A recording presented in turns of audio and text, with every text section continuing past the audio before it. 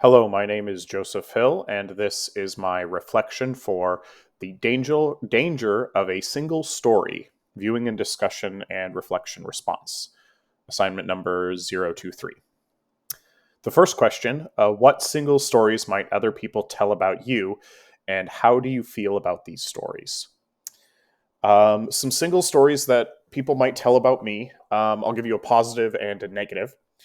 A positive story would be recently I uh, delved into the community theater around here at the Selma Arts Center. I really wanted to be in the show Matilda. I didn't know what I wanted to do. I just knew I wanted to be in a show, and they were doing Matilda. Big fan of the book by Roald Dahl. Big fan of the movie directed by Danny DeVito. So I thought, perfect, let's go do that. So I went to go audition, and surprisingly, because I'm a complete brand new face there, they cast me as Matilda's father. Great part, so funny. He has a wonderful song that he just gets to talk his way through. Fantastic, loved it so much.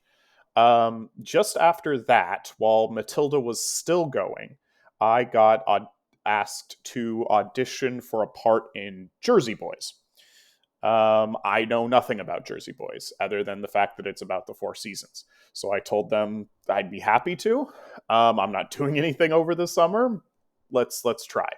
So I auditioned for the part of Crew, who is their music producer, and they cast me on the spot. They said, "Come on down, get a script, and join us for music rehearsals." So while Matilda was still happening, I was in music rehearsals for Jersey Boys. Um, and I kept doing that. Here's the final little tidbit. I really wanted to be in a show at the end of summer called Evil Dead. If you're not familiar with Evil Dead, it's a movie from the 80s and early 90s. It's really campy, bloody. It's a slasher flick. It's a demon movie. Has a huge cult following. They have a musical based off the property of Evil Dead, which that's calling me right there. It's a musical, it's a bloody horror movie, it's combined. I gotta be a part of it. And I wanted to be a part of that no matter what, if I had a part or if I was backstage or whatever. But that was still going on at the same time as Jersey Boys. So, long story short, I was in 3 shows back to back over the course of the summer, and I kind of got a reputation at the Selma Arts Center of having a lot of stamina because not many people do shows back to back because as soon as before one ends, they're rehearsing the other. So that's a positive view of myself, a positive single story. Oh, there's this new actor in the community, and he can do 3 shows all at once, and he's good to go the whole way through. Um, and I will say I was tired after all of that. I was extremely tired. No, I don't want to do shows again. I don't want to be in a show for a couple of months, maybe not until next summer. So, a negative reflection of me is while I was at these shows, I was kind of quiet. I kept to myself. I learned my part.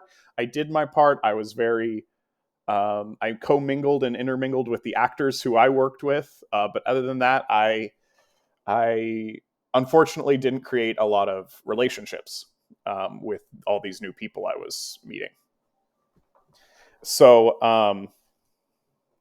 anyway, um, so they might come. There's 2 things that they could say. They could say, "Oh, um, he was a great actor, has a lot of stamina. He's in it the whole time. He learns his part." Or socially, he's not a very interesting person. He didn't really communicate with us.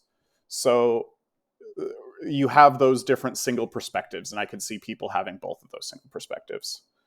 Some common things I've heard in my schools is about students.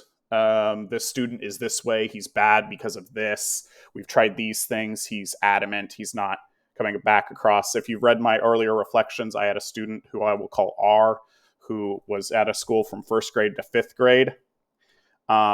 And they couldn't break through to him at all. He's at a new school now. They're trying different things, but from my colleagues, I haven't heard a lot of success. And I could easily see people having a very single perspective on how R is based off of all that previous knowledge, and they might not want to help him. So that's something I could see in my professional work.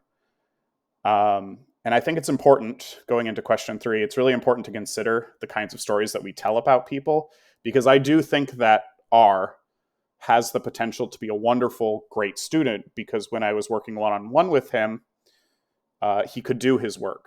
But in a classroom setting of 20 plus, 30 plus students, he kind of gets lost in the mix. And if we continue to have that single perspective on him of, oh, he's a bad student, he doesn't want to do his work, he just wants to go do his other things, he's on a track, he's on the school to prison pipeline, he will be, unless we, as professionals, consider all of those perspectives. And